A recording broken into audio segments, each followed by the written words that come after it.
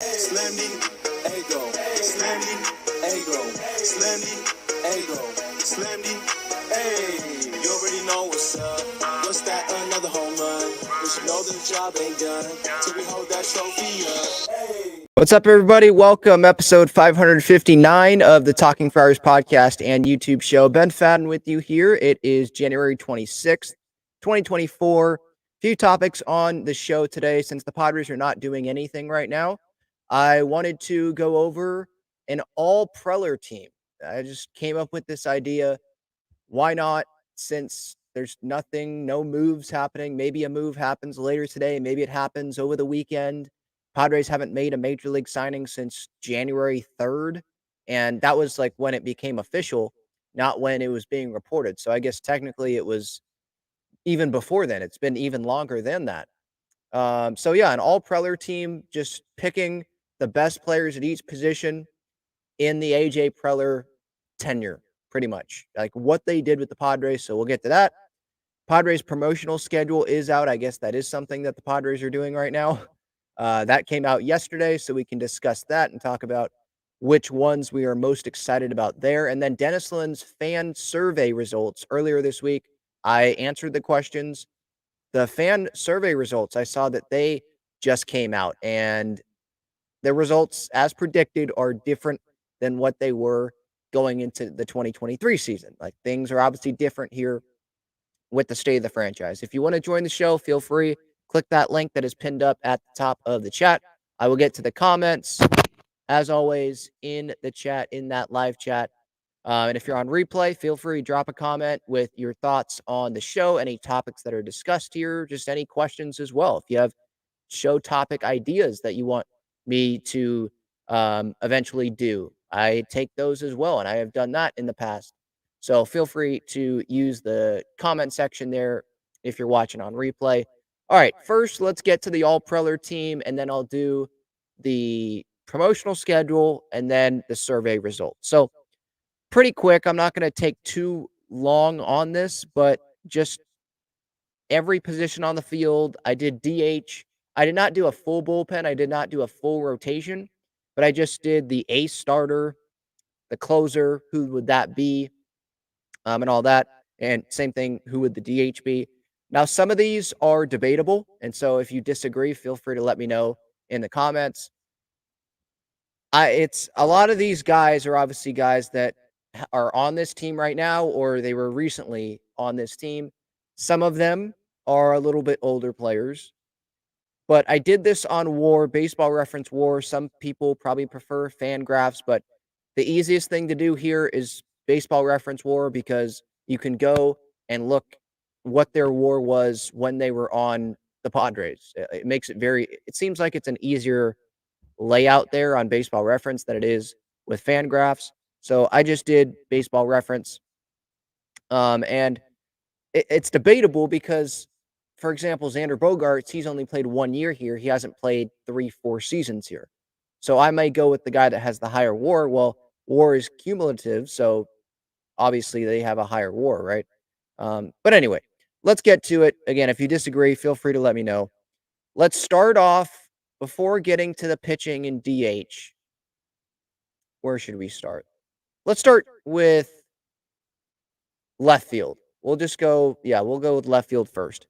Left field is Juan Soto, 7.3 WAR with the Padres. There's no one that was really in competition. I was thinking about maybe do you put Renfroe there? Do you put Justin Upton there for the 1 year that he played here? There's not a whole lot of competition. I wasn't going to put Tommy Pham or Jerks and Profar. Obviously, you put one of the best hitters in the game as your left fielder. There wasn't a ton of competition in center field either. You know, there's Manuel Margot. That was the one main guy that I was thinking about. I'm not going to go with Travis Jankowski or anything like that. So I went with Trent Grisham, 10.4 Baseball Reference WAR that he had with the San Diego Padres.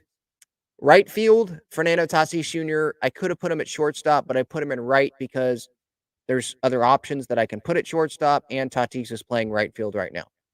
And the 19 WAR that he has so far with the Padres, a lot of that is him playing shortstop, right? He doesn't have as much experience playing the outfield, but because he plays the outfield right now, and I'm not going to only count what he did just this season, I'm going to count all of it because that's fair to Tatis. 19 WAR, Tatis, he is in right. So last year's outfield is my outfield. Soto, Grish, and Tatis. Infield, I've got Manny at third. Obviously, I'm not going to go with like Chase Headley for like the however many games. Remember when they tried to put Chase Headley there at third base? I'm not going to put Will Myers at third base for the 2 games or whatever he played there in like 2017 or 2018, whatever season that was. I'm not going to go Christian Villanueva, although that I was totally hyped on him. I remember in high school. Manny, obviously 20.5 WAR. He's the easy guy there. Shortstop, I went with Ha-Sung Kim, 5.8 WAR. I was thinking between Kim and Bogarts. CJ Abrams, not enough there for me. Bogarts, I didn't go with. Kim has the higher WAR. Bogarts, I'm trying to emphasize what they did with the Padres, and Bogarts hasn't done much with the Padres. So I went with Ha-Sung Kim for shortstop at 5.8. And second base, I went with Jake Cronenworth. There wasn't a ton of competition there unless you want to put Ha-Sung Kim in that category. I mean, who else would you go with over Jake Cronenworth in this AJ Preller tenure if Kim is at short? Crony, 11.6 baseball reference WAR so far with the Padres. So I thought that was pretty easy there. I wasn't going to go Luis Urias, anyone like that. Will Myers, I have him at first base. Hosmer, obviously, he played a lot of years at first base, but he did not contribute. There's no way in heck I was going to put Eric Hosmer on this for the All-Preller team. Now, it was a big contract that AJ handed out. Maybe that's on the all AJ fail team. But for like best guys, I'm putting Will 12.3 WAR. And this is like Tatis. He didn't play first base all the years with the Padres. He played some outfield, obviously. But I'm not going to take away some of the WAR because he wasn't playing at first base every time there.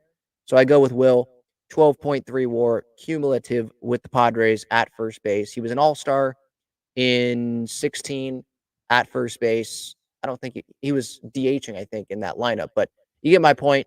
First base, I'm going with Will there. At catcher, I'm going to go Austin Nola, 2.7 WAR. What was the competition there? I mean, Gary, not enough time. Campy, not enough plate appearances. Hedges, the WAR was better for Austin Nola.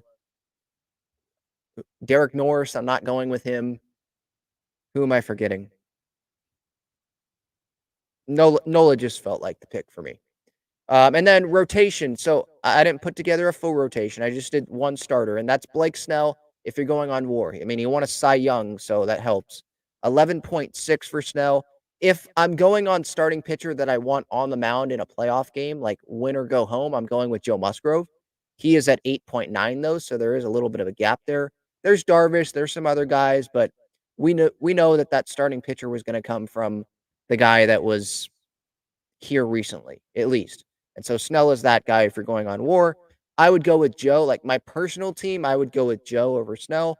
But if it's based off of WAR, we go Snell there. Closer, I was thinking it was going to be Josh Hader, but Kirby Yates spent a lot of time here. So he ends up getting it. 5.2 baseball reference WAR there. Kirby Yates, and this is not like how they are now. I know I did that show, I think a couple weeks ago. It's not how they're playing now. It's how they played with the Padres. So that's why I have Kirby as the closer. If you put together a bullpen, it would be pretty good. I mean, if you have Brad Hand there, as he was with the Padres, you have Hader, you have Suarez, you have Melanson. Taylor Rogers was okay, right, when he was here for a little bit. There was Trevor Rosenthal, Fernando Rodney. You just put together all the closers. I mean, that's not the worst list. Kimbrel was short, but he was a closer with the Padres, for those that remember that, obviously. DH, I'm going with Hunter Renfroe, 5.8 WAR. Could have went Bogarts at 4.4, but I went Renfroe because of the higher WAR. If you want to just go with the better talent, I know Bogarts didn't have the best year, but we probably go with Bogarts as the DH because you have Kim at short, you have Crony at second, so that takes those spots up. If you want to find a spot for Bogarts because he's going to be here long term, then you go with Bogarts at DH over Renfroe. But I went with Renfroe. I was looking at guys like Franmil Reyes and all that, but there wasn't enough time there to get to a WAR that was higher than Renfroe there. So that's what I've got. Soto in left, Grish in center, Tatis in right, Manny at third, Kim at short, Crony at second, Myers at first, Closer is Yates, DH is Renfroe, Snell is the starter, and Nola is behind the plate. If we're going off of WAR there. So let's see what some people in the chat think. You're actually talking about Joey Gallo, not. We'll get to that.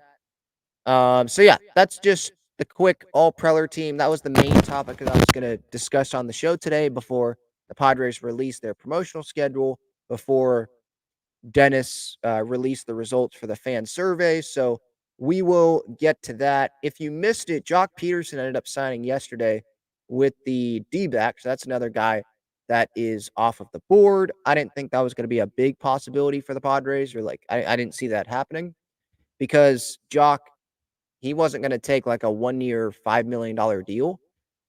I wasn't surprised by the amount of money that he got. And based on, on this rate, he's going to end up with the Padres at some point, right? He's just going through NL West teams, Dodgers, Giants, D-backs. Now he's just got the Padres and the Rockies to go, right? Imagine him going to Colorado. How many home runs do you think he would hit there? 30? Would he go 30 at Colorado? At least 20, right? All right, quick break, and then I'm going to get to the promotional schedule. Check out Gaglione Bros' famous cheesesteaks and garlic fries on Friars Road. You can visit their website, gaglionebros.com, for their entire menu and enjoy their cheesesteaks and fries at Petco Park and Snapdragon Stadium as well. All right, Padres, they released their giveaway schedule. What do you guys think? Do you guys like the giveaways? I'm sure a lot of you saw the giveaways. There's nothing that is listed for opening day. I'm going to go through these in order. There's nothing listed for opening day. And I had the idea yesterday that I think a lot of people liked was, the PS heart shirts that Grupner and Seidler, Tom, that is, and I think DeVry was wearing one when he signed. Those shirts, why not have that be the opening day, or not opening day technically, but home opener giveaway at Petco Park? Every fan that walks in, giveaway. The Padres have money, right? Why not give away, sell out the stadium in PS shirts, everyone wear them? I think that would be a pretty cool thing to do. So, Padres, if you're listening, probably not, but if you're listening, Peter Seidler shirts, that's something that I would do if I was in control of the giveaways and there was the budget for that. There has to be a budget to just print out a bunch of shirts. You're a Major League Baseball team. Okay. March 29th against the Giants, that Friday, so the day after the home opener, they're giving away a opening series hat. April 2nd against the Cardinals. I mean, it looks cool, but it's not something that I'm gonna wear a bunch. The City Connect poncho against the Cardinals there. That's a 6:40 game. Looks pretty cool. Why don't they give away these? Do they give away the City Connect stuff not on a Friday so that you can wear it on the next Friday? Like, why don't they give away the City Connect stuff on a Friday? Maybe because they know that the ballpark's going to be sold out anyway because it is a Friday. And the Tuesdays, Wednesdays, they do the giveaways so that fans will show up more. I understand that, but I just kind of was curious about that. Maybe I answered my own. April 10th, Manny Machado home run bobblehead.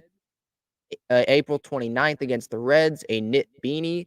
Looks pretty cool, but sometimes the sponsors on there, it ruins it. Like, the giveaway looks cool, and then when the sponsor, I get it because it's a giveaway, you got to have a sponsor on there, all that, but sometimes I feel like it ruins it. This one here doesn't look like it ruins it. It's probably just sitting on the back there, and it's fine. SDG&E. Most of these are for the first 40,000 fans in attendance. May 14th against the Rockies, Joe Musgrove and Theo bobblehead. I think that's his dog. Yeah, his adopted dog, Theo. Musgrove is in his basketball jersey, which he likes to wear. They're giving that away as well later in the year. May 28th, City Connect belt bag. That's another Tuesday that they're giving away a City Connect thing. I think that's, again, like, it's against the Marlins on a Tuesday. Let's sell out the place by giving away a City Connect item. June 6th against the D-backs, a Xander Bogaerts bobblehead. Hopefully he's, hitting really well this season by that time there. He is going to be standing in his X pose there on probably second base. Or maybe that's first. I don't know. June 11th against the A's, the Joe Musgrove basketball jersey.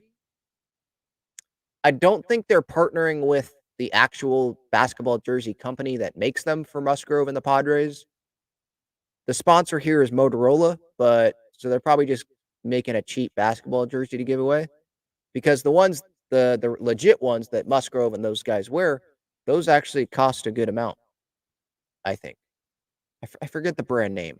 I apologize to that brand name.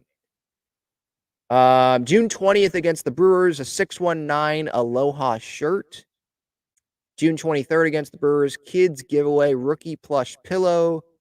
June 25th against the Nats, the Ha-Sung Kim bobblehead, June 25th.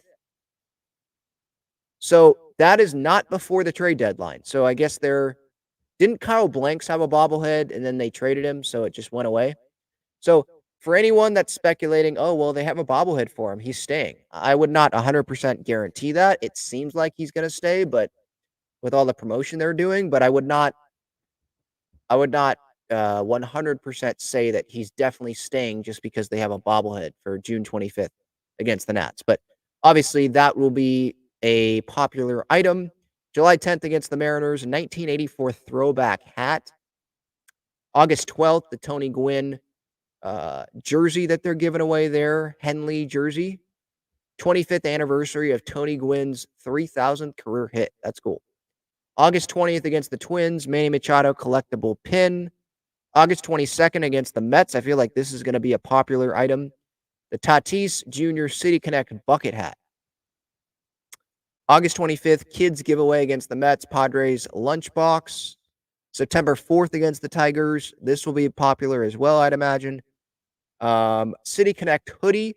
Now, it's not like a thick hoodie. It's one of the thin ones, but I'm sure that will be popular. And then September 18th against the Astros, Fernando Tatis Jr. Platinum Glove bobblehead.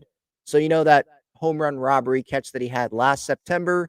They have a platinum glove on there. So that's cool.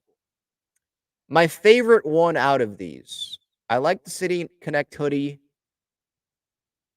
I'm not a big bucket hat guy, but I mean it's cool. I like the Tony jersey there. The knit beanie I like. I'm probably going to go with the City Connect hoodie. I think that's a pretty cool one. Anyone in the chat here with favorite bobbleheads? Pedro says, got to go with that 90s Gwynn jersey. If not, I'm calling you out as a Stan Padres fan. Yeah, if you were alive when Tony was like in his prime and you grew up watching him, yeah, I definitely understand that for sure. And you should probably go with that one. Let's see here.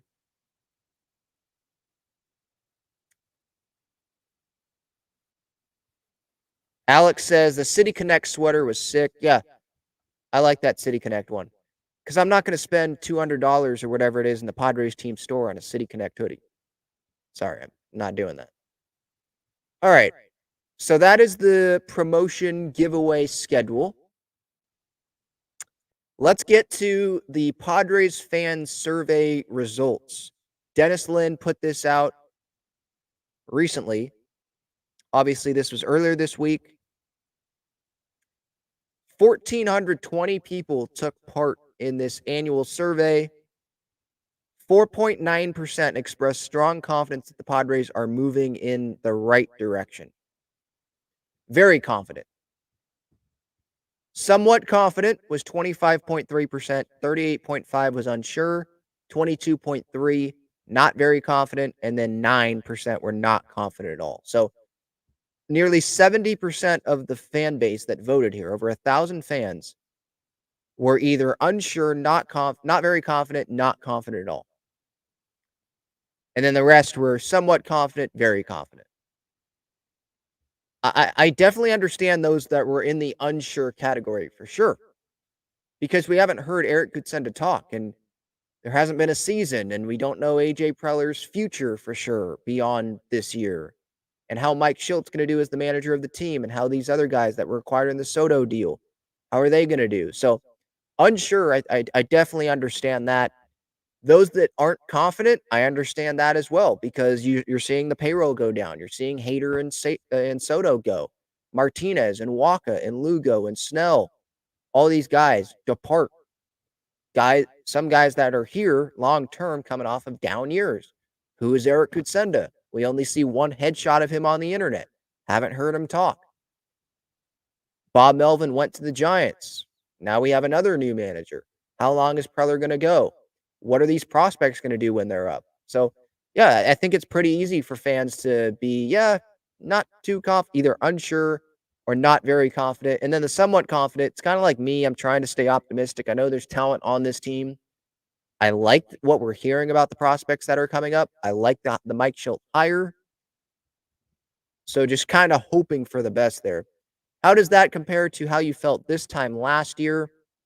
The majority, I'm a lot less confident, 42.8%. I'm a little less confident, 42.2%. I feel about the same as 10.3. 3.4, I'm a little more confident. 1.3, I'm a lot more confident now.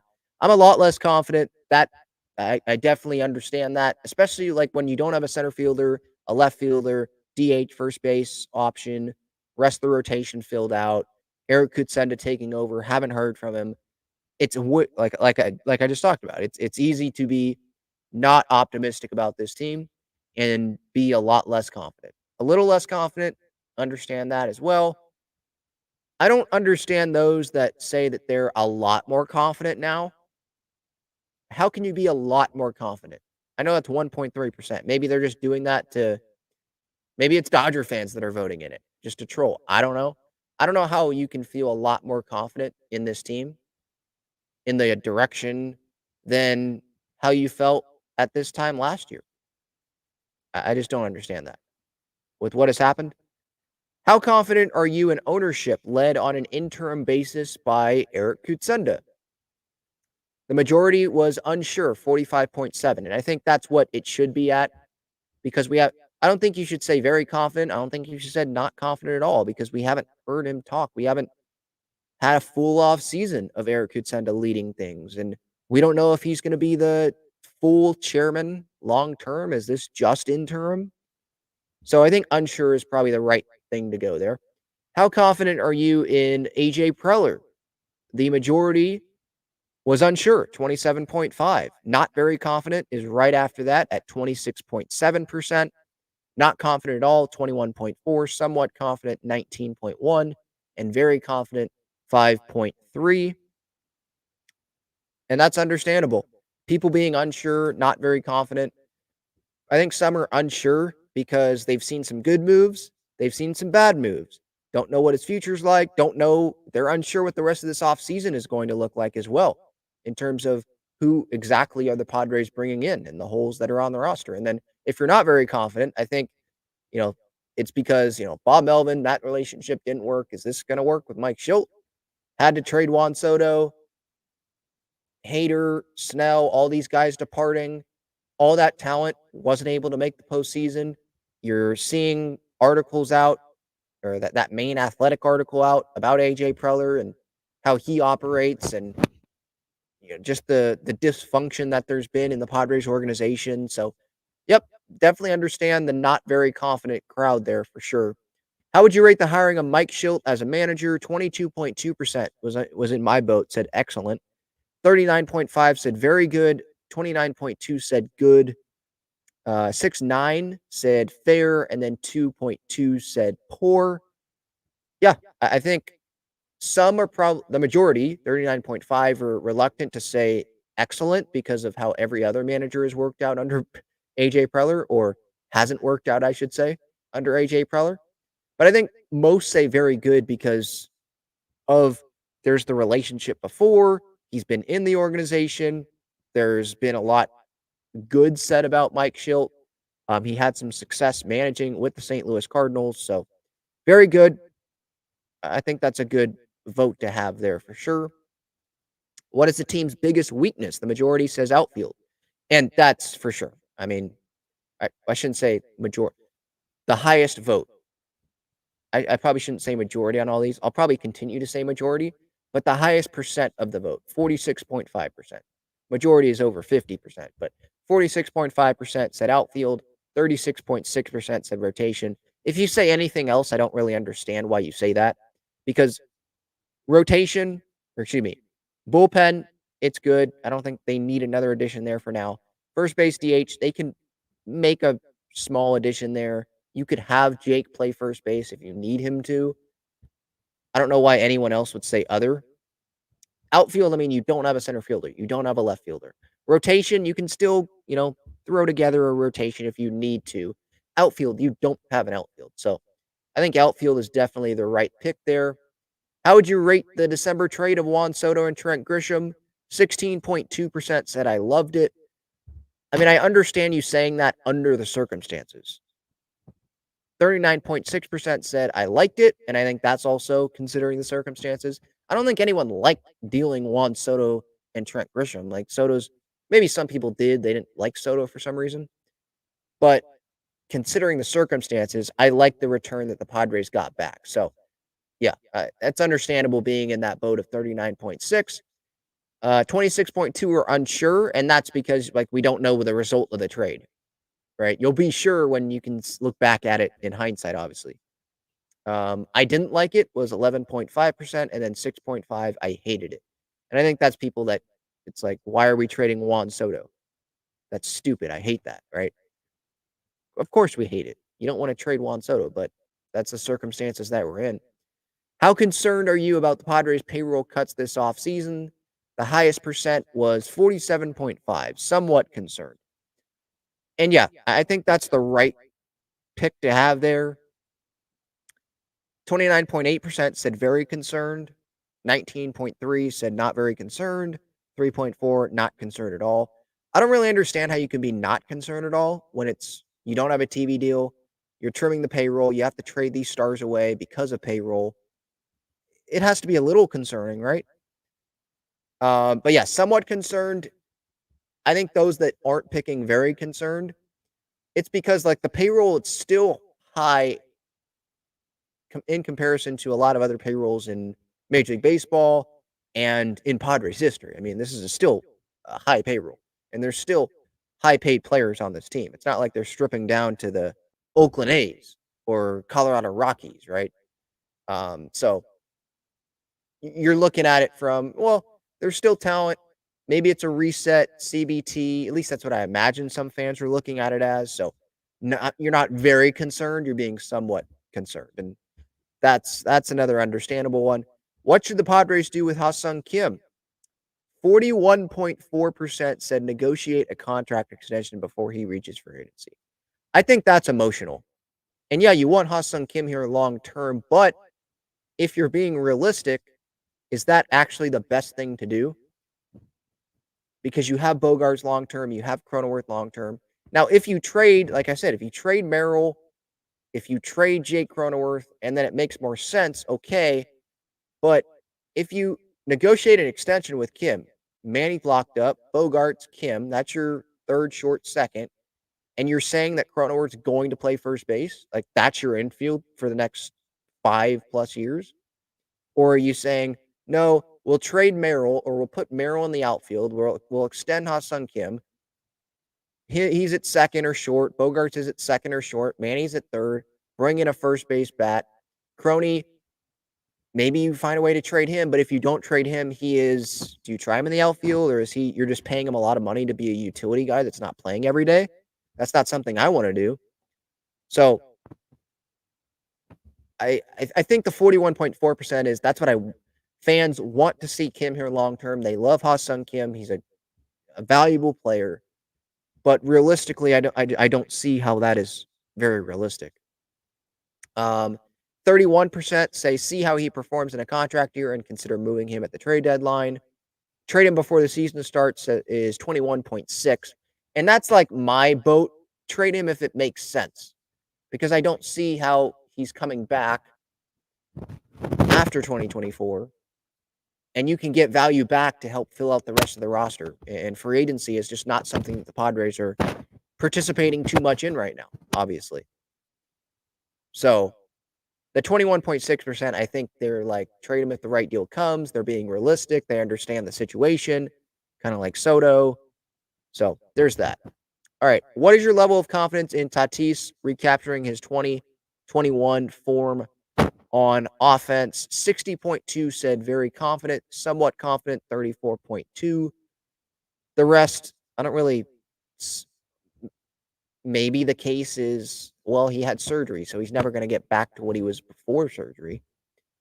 But 60.2, I mean, I think that's us believing in ability, right? We know who Tatis is, and I think I said somewhat confident, right? I don't think I said, or maybe I said, I think I might have said very confident. I think it was Manny that I said somewhat, right? It was, no, Manny, I think I said very confident as well. But yeah, just ability. I mean, we saw what Tatis did in 21, and he was dealing with subluxations. This guy is a freak of an athlete. So giving this guy a full off season, yeah, and a full season of production, I think you could see an MVP season coming from Fernando. Level of confidence in Manny's bounce back from an underwhelming 23 and elbow surgery. I think because of the surgery, elbow surgery, 55.8 was the majority. Said somewhat confident, 32.5 said very confident. I'm confident in Manny. This guy, 2022 was not that long ago. I know it was before surgery, and that was before he had a down season. But down seasons can happen, and injuries do happen. This guy should have won the MVP in 2022. I stand by that. I will stand by that the rest of my life. If you're going by the most valuable player, I mean, Manny's that guy for me. That was not that long ago. And Manny's still one of the best third basemen in baseball. And I believe in the talent. I think he is pissed off about what happened this past year. And maybe some of that dad strength will come out, right? I'm confident that Manny is going to bounce back. And I'm happy that Padres fans are in the confident boat on that, thankfully, because if they weren't, I would have had a problem with that. What is your level of confidence in Jake Cronenworth bouncing back? Somewhat confident was 44.6%. Not very confident was 37.6. Those were the two highest there. Those that are not very confident, I think they're seeing the decline offensively every year in Jake's numbers. And they really didn't like what they saw this past year. Somewhat confident, I think they're saying, like, and that's the boat that I'm in, somewhat confident. How can you have as down of a year that he had? And last year, had to go to a different position. He was trying to be someone part of the year, a good chunk of the year that he was not. If he can be just embrace who he is and be a line drive hitter, then he's going to bounce back. So I think somewhat confident is the right boat to be in there on Jake Cronenworth. What position should Xander primarily play in 2024? Shortstop got the majority, 51.8. What is best for the team, though? If Kim stays, if Xander stays, if Cronenworth stays, if Manny's here, obviously, is it best?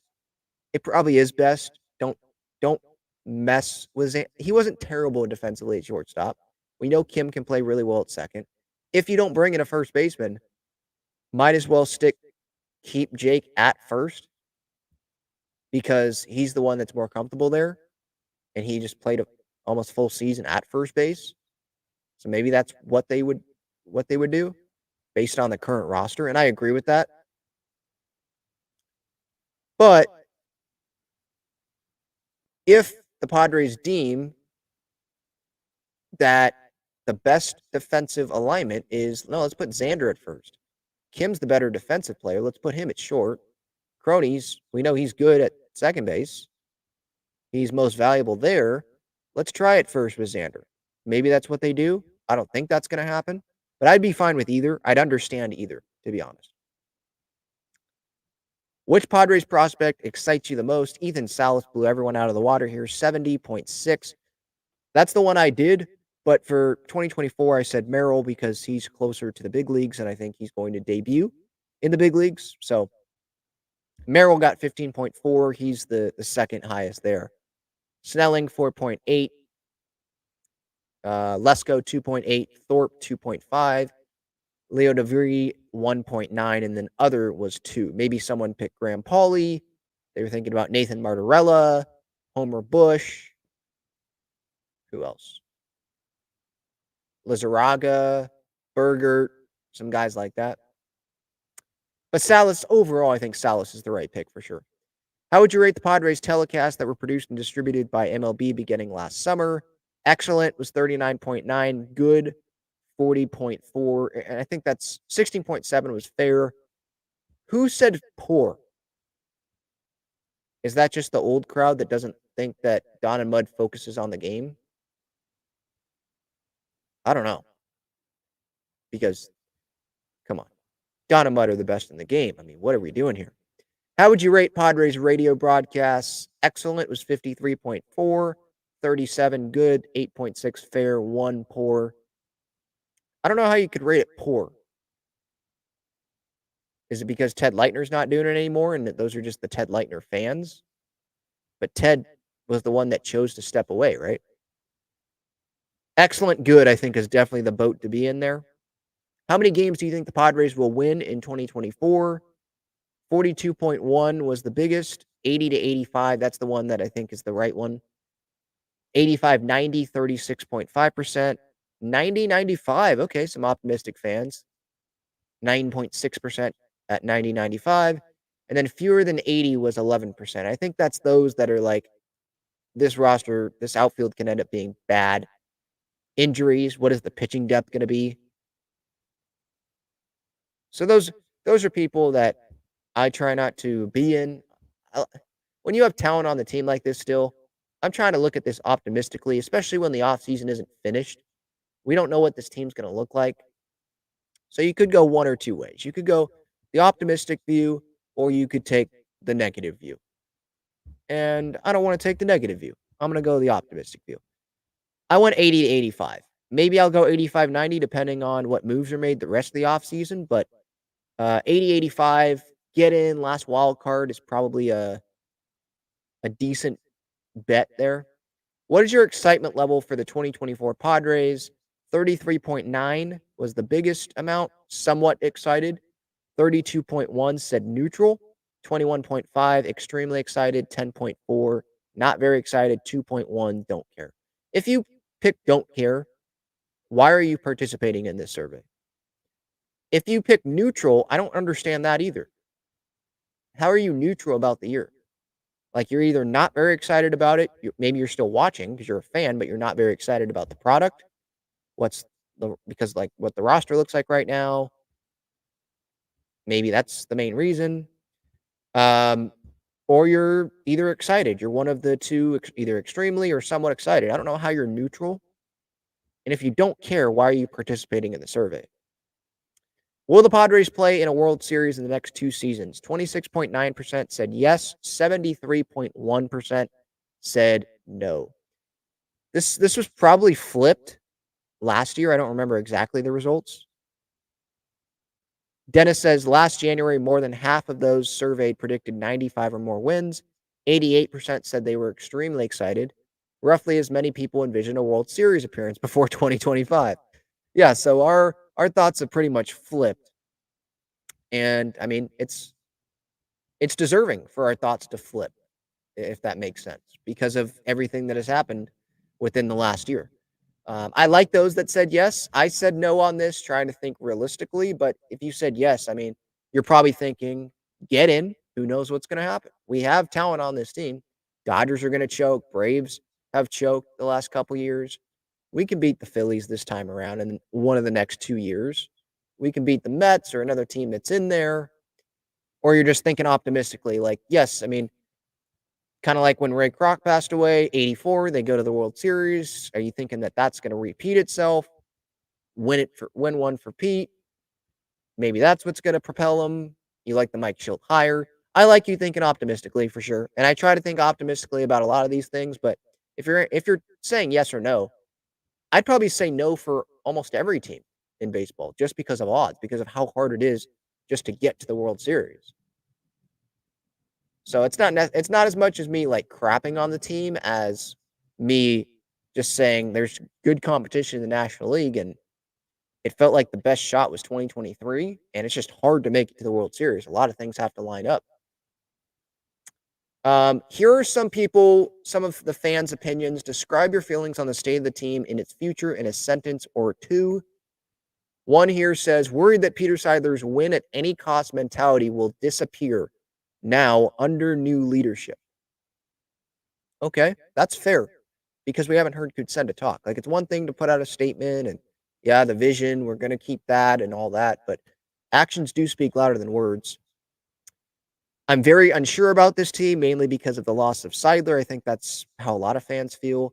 Guarded about the 24 roster, excited about the prospects. Okay. This is an in between year, lost some stars, but help is on the way as young players develop. That's a measured, optimistic take for sure. And I think that is pretty spot on. It is an in between year. And that doesn't mean that the Padres won't make the playoffs in an in between year. You can still make the playoffs. Like there's still a lot of way to go in the offseason because there's not a lot of moves have been made here. The dragon we slayed now has 3 heads and our shoelaces are tied together. Okay. They are a bit more realistic with payroll, but are lacking in transparency with the fan base. They are the one major pro sports team in the city. Take advantage of it by being honest with the fan base. That's probably a season ticket holder, I would think, that wants that. Maybe it's not. Maybe it's just another fan that wants transparency. Like you haven't heard from Eric Kutsenda. Tell us what the. It's hard to tell exactly what the payroll is going to be. Tell the fan base because things happen during the offseason. But tell us, don't expect the payroll to be this. Um, have a fan Q&A with season ticket holders and answer all their questions.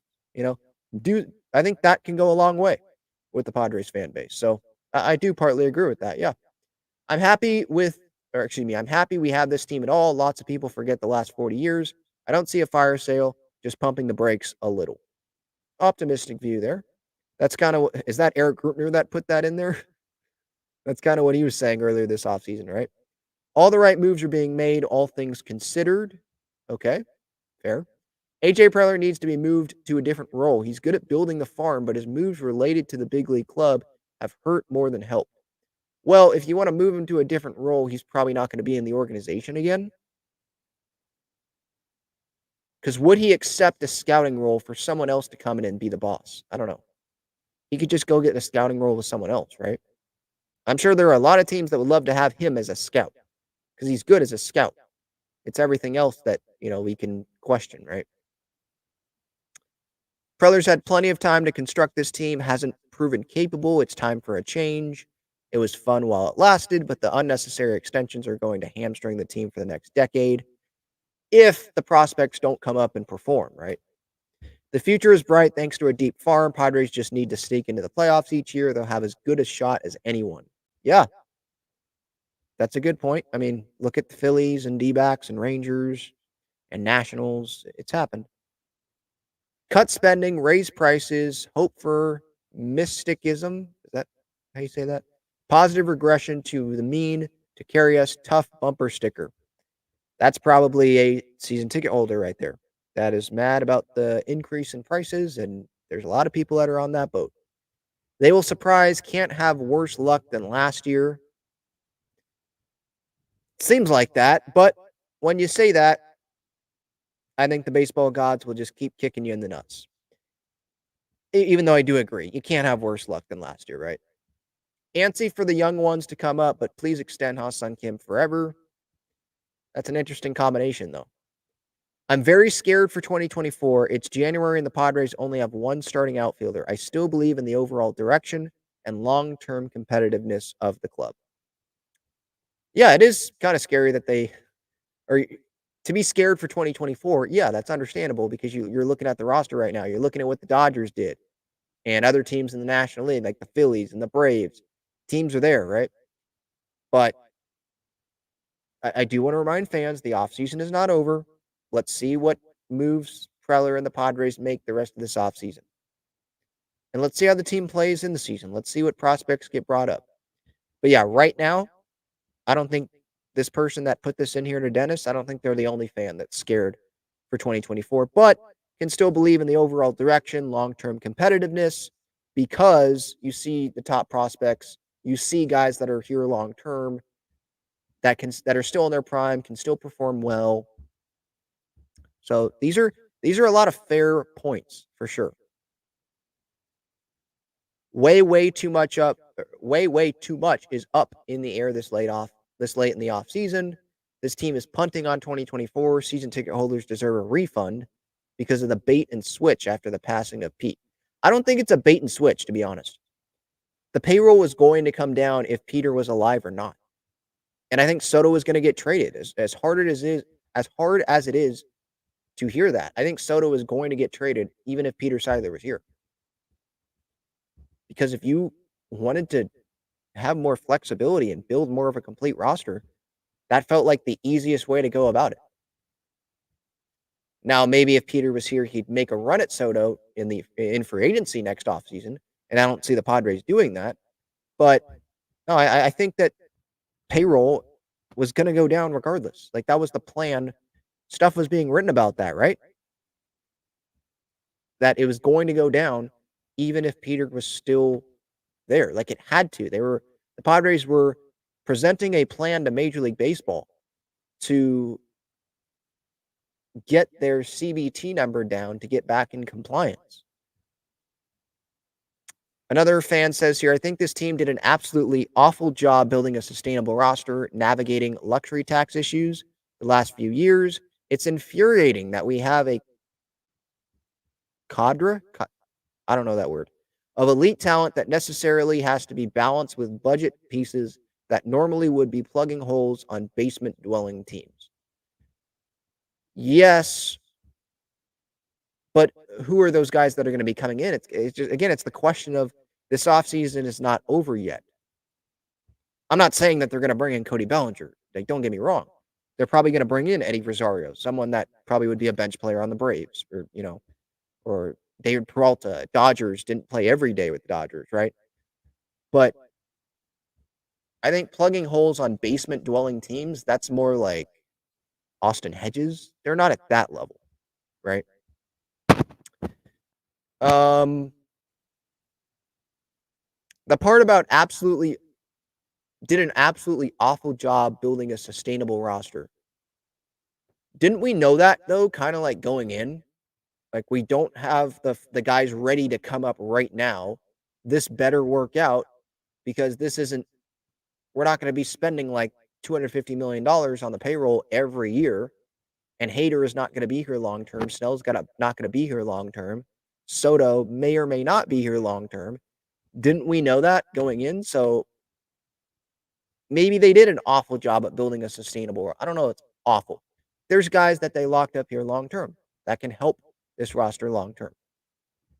What happened last year, though, with missing the playoffs, missing the TV deal, having to take out a loan, I think they mistimed it a little bit. If this was happening this next season and the prospects would come up in 25, I don't think it would be as bad. But because there's this like gap year in 2024 here where it's a transition, right? That's where the problem is. All right, I'm not going to read the rest of these. I've read a bunch of them already. But that is Dennis Lynn's Padres fan survey results. Thank you to Dennis for putting this out. I love hearing feedback from fans, and I think those were a lot of good questions. All right. Quick break here, message about Underdog Fantasy, and then I'm going to get to the chat to close out the show. I want to tell you about the best and easiest way to play fantasy sports. It's Underdog Fantasy. They have great pick'em games and best ball tournaments. In pickup games, just pick higher or lower on 2 to 5 players' stats, and you can win up to 20 times your money in a single night. You can go cross-team, cross-league, and even cross-sport. Best ball revolves around the draft, which is what every fan loves the most about fantasy, and it eliminates the hassle of having to manage your roster all season long, resulting in a fun and easy fantasy product. How does it work exactly? You enter a contest where you participate in a snake draft against other users. That lineup that you drafted competes against every other draft in the entire contest. The better the combined performance of your team, the more money you win. After your lineup is all played, Underdog will take the best performing players and automatically set them as your starting lineup. That's it. No waivers, no trades, no worrying about who to start or sit. After you complete your draft, your part is done. Underdog Fantasy offers best ball in a variety of ways, including daily contests, weekly contests, playoff contests, and season-long contests. You can either enter into these and compete against thousands of other entrants for huge prizes, or if you'd like, you can enter into a private draft with friends and family to compete for a smaller prize pool. Underdog keeps it super simple with their easy-to-use website and mobile apps. Sign up now by clicking the link in the description or by using the promo code TALKINGFRIARS, and you'll double your first deposit up to $100 in bonus cash when you make your first deposit of $10 or more. So if you deposit $100, you get $100 free. If you deposit $10, you get $10 free. All right, let's get to the chat. Irie says, Jock Peterson got $9.5 million. Then we should be able to get CJ Cron, David Peralta for around $5 million each. Yeah, maybe. I don't think the teams are jumping out to try to go get CJ Cron and David Peralta right now. So I could see that. Yeah. If they are desperate for a position, and David, he'd start in left field right now, right? So yeah, and CJ Cron would probably get some good at bats, but he is a righty. Padres probably want to get a lefty there. They definitely want to get a lefty in center or left, at least in one of those spots. I mean, think about it. Lefty, Soto, gone. Lefty, Grisham, gone. And all the production that Soto had. So they've got to make up for it somehow. They're not going to be able to make up for all of Soto, but you get what I'm saying. They need more lefties, for sure. Pedro says, Puerto Rican hat giveaway day on Yankees Friday. Pretty cool. Got to take my dad to that one. Theme game. Yeah, I didn't see the theme games that are out, but yeah, there's probably going to be some pretty cool ones. Yes, the prospects game. I don't know who's going to that prospects game, but I'm sure some fans will be interested in that. I think that's like right before the Padres, or maybe that's while the Padres are like just leaving for Korea. Sometime in March, right? Mid-March, I want to say. If Soto wasn't part of both trades, would you have traded all of the players that were traded to the Nationals for all of the players that were received from the Yankees? Probably not. Look, the Soto trade, it did not work out the way the Padres wanted it to. 2022 was great. They went to the NLCS. The regular season was not that great, but he was on the NLCS team. Of course, when you're that close, you want to go win the NL pennant and get to the World Series and then go win the World Series. Ultimately, though, he was brought here to win a World Series, didn't do it. And they didn't even last the entire Nationals contract. So I would rather have Hassel. Now, look, all of them are not going to be playing. All of them, if Hassel, Wood, Susanna, who am I missing? Gore, Abrams, if all these guys were here, and then all the guys they have now were here. I mean, that's an elite farm system. It already is the top 10. That would be an amazing farm system. But all of those guys would not be playing at the big league level. So, but you could say, well, Ben, you could trade those guys for Dylan Cease. You could trade those guys for Corbin Burns. You could trade those guys for someone else that could really help this team. But I'm going to say the same thing that I said at the time of the deal. Like, regardless of how it works out, I'm happy that the Padres tried. Because they could have been other teams and just not tried and say, we don't want to give up that. We're not going to go for it. But the Padres, at least they went for it. And I'm not like super mad about the package that the Padres got back. I like the package that the Padres got back on paper. I thought Preller did a fine job. But yeah, it's a good point that you make, Joseph. But how many of those guys are ready? Like Gore, I'd like to have in the rotation right now. Abrams, that would be nice. Would Bogarts have been signed if they had Abrams? And they'd have Kim. If Bogarts wasn't signed, would Soto still be on the team? Well, no, Abrams would be here too. So let's say the Soto trade's not made. They could make a run at Soto in free agency. Or they could extend Ha-Sung Kim if maybe Bogarts wasn't here. Well, they definitely could if Bogarts wasn't here because Kim's not going to get $280 million. Maybe they could have went after a Yamamoto or something. Maybe they could have brought back Snell, right? So it's really like the Bogarts, the Crony extension. Those are really what's the problem there, right?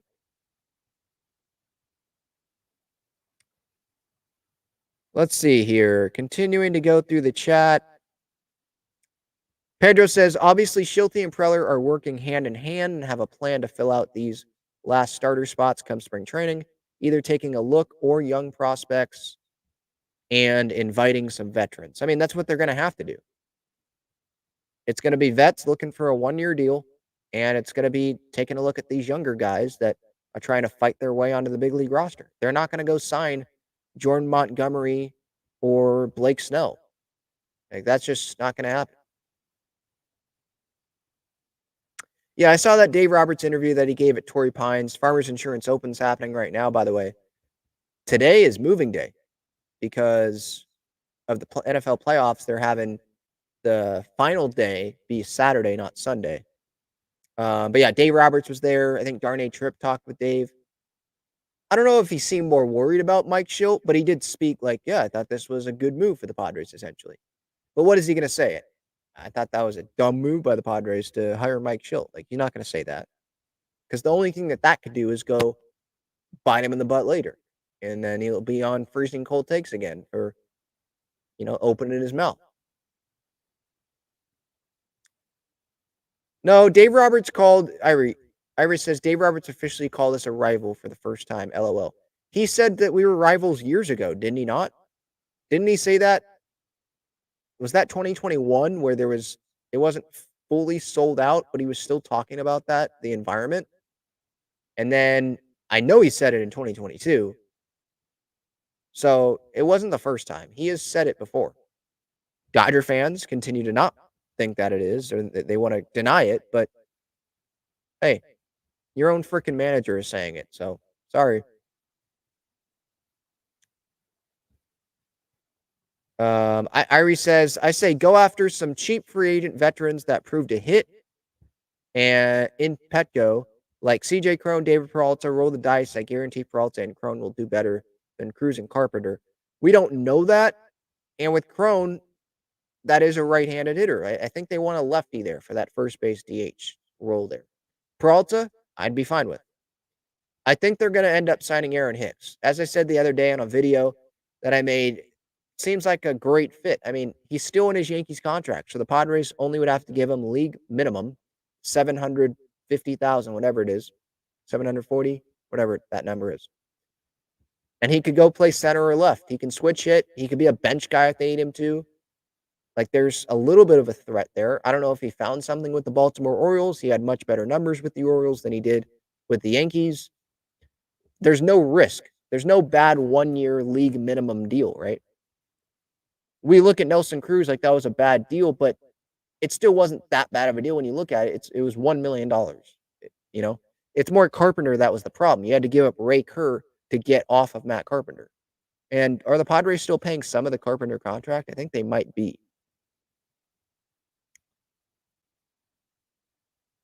Irie says, if Cron and Peralta suck worse than Cruz and Carpenter, then I'll go streaking through San Diego. It's a bet. LOL. I don't know if we want to see either. I don't know if we want to see that. I agree with you. I think Cron and Peralta would not suck worse. It's kind of hard. I mean, Carpenter didn't play for like 3 weeks. Maybe even longer than that. Bob Melvin did not want to play him. He didn't want him on the roster. So, yeah, that's kind of hard to get to. And then Cruz was like DFA'd, right? Or released, put on waivers.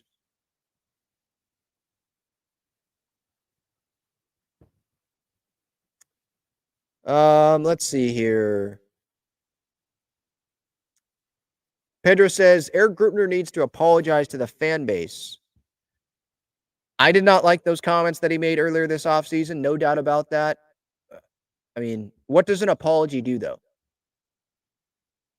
I guess maybe it does something. But for me, actions speak louder than words, So we'll see what the actions of the Padres are. Padres News says, my season tickets increased 30%, and I was promised a competitive team. Yeah, season ticket holders are pissed off because you raise the ticket prices when we're paying to go see a team that missed the postseason last year, and they're departing with a lot of the good parts of this past season's team. And you're raising the prices. The payroll's going down. Like, how does that make sense? Padres fans, that doesn't make sense to us. I understand why they're doing it, but it doesn't make sense. Like if the payroll's going down and you're trading away a superstar, guys aren't coming back that were really good pieces for this team.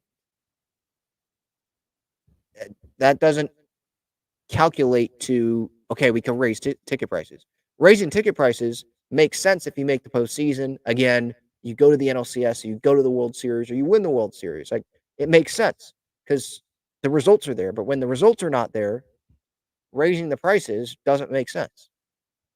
But for the business, I get it. The situation they're in, it does make sense. I wonder how long the wait list is, to be honest, though, because why are they releasing season ticket packages for the upper deck if there's a wait list? Wouldn't they not announce that? Wouldn't they just go to the wait list people and say, here, do you want this ticket package? We're offering you this. And then if people don't have season tickets anymore, you'll be first in line to have the opportunity to go to a full season or a half season and move to that location or stay in your location. Why would they announce that? Unless the wait list isn't as long as they're publicly saying. And of course, they're going to say publicly, it's, it's not, I forget the exact words, but it's in demand, right? Limited time. It's going to sell out fast. I wonder how long the wait list actually is. Yes, Profar Pedro is a Boris guy. I don't think the price is too. I think Boris is worried about other guys than Jurickson and Profar. And I think the Padres want to fill in the other spots that are starting spots before they go spend money on a bench utility guy because they want to know how much money that they have left to give to the bench guys. Like the starters go before the bench guys, right? Unless it's like $1 million, then you do it to get them locked in and because you know that you'll have room for that. All right. That's going to do it. Talking for Hours, episode 559. Thank you, everyone, for the time. Reminder about some of the great partners of the show: FOCO, Padres Collectibles, Bobbleheads. Click the link in the description there. Breaking Tea, they've got some great Padres, Aztecs, and Wave shirts and sweatshirts. Click the link in the description. SeatGeek code Talking Friars, $20 off your first order. And as mentioned earlier in the show, Gaglione Bros, great cheesesteaks and garlic fries, main locations on Friars Road. They're inside Petco Park. They're inside Snapdragon Stadium. Speaking of Snapdragon Stadium, San Diego Wave, they released their schedule yesterday, so I put out a video on that, and you can click the link in the description of that video or just go to San Diego Wave's website or social media pages to get your tickets. Single game tickets will be going on sale here pretty soon. And then there's also going to be some ticket packages, not just full season, but you have some other options as well. So stay tuned for that. Underdog Fantasy, 100% deposit match up to $100 when you use code Talking Friars. Click the link in the description there for them. All right. That's it. Have a great rest of your day, everybody. Thanks so much for the time. I really appreciate each and every one of you. See ya.